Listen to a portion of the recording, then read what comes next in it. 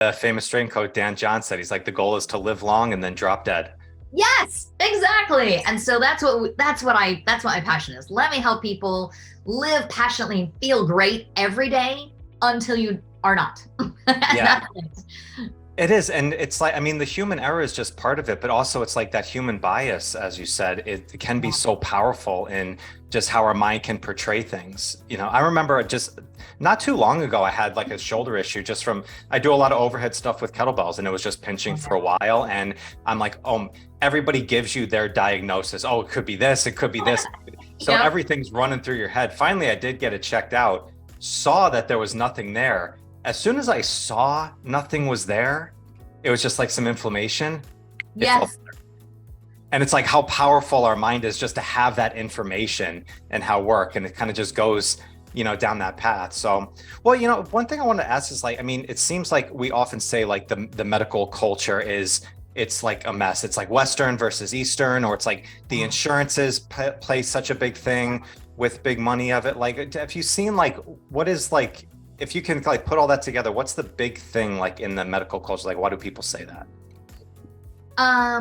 Yeah, and this is having been a business manager inside of, like I said, two of the biggest insurance companies. Mm-hmm. I mean, they are corporate entities. They make fantastic money. They have shareholders that they are beholden to. And dare I say, just look at their stock prices over the last couple of years.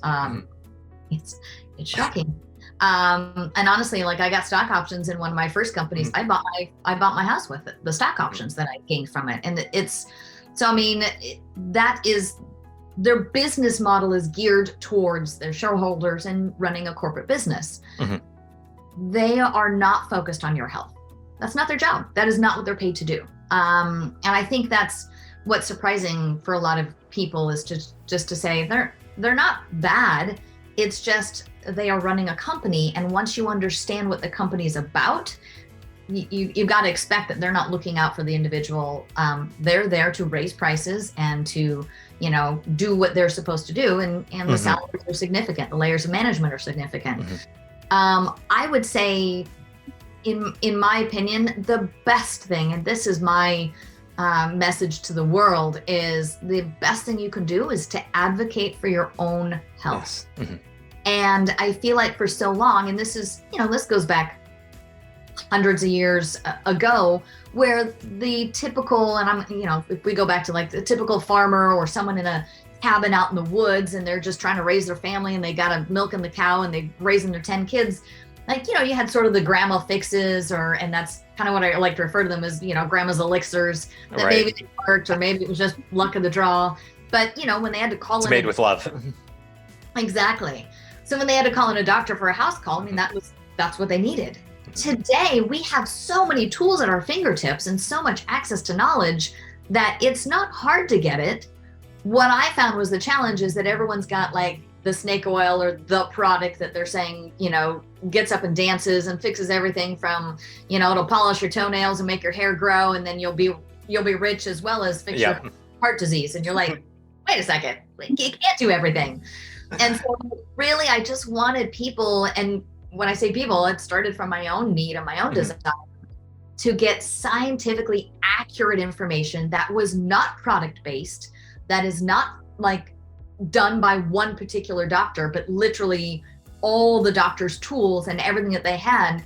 And really, we've even had doctors that have said, I would love this. I mean, when patients come to me with pain in their body, they're like, I don't know if I should send them to an acupuncturist or chiropractor or physical therapy, or just write them a script for pain meds and get them out of my office. And I'm like, that's kind of a problem.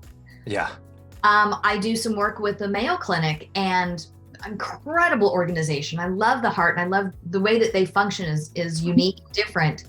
And they have said of the patients that they get from around the planet, 84% of them either have the wrong diagnosis, the wrong treatment plan, or both. 84%. I know of someone that was had been treated for colon cancer for about 6 months. She was struggling, really, really, really close to not making it. Went to the Mayo Clinic and just said, gosh, why is this treatment not working? What can we do?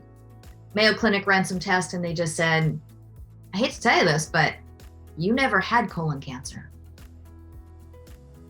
Now just imagine chemo, surgery, radiation, treatment, and the mental angst of, I have cancer, I'm gonna die, and them coming back and saying, you never had it in the first place. Your diagnosis was wrong, your treatment was wrong. And they switched it up within 3 weeks. She was completely back to herself, other than some of the residual damage that the chemo had done, regrowing hair, that sort of thing.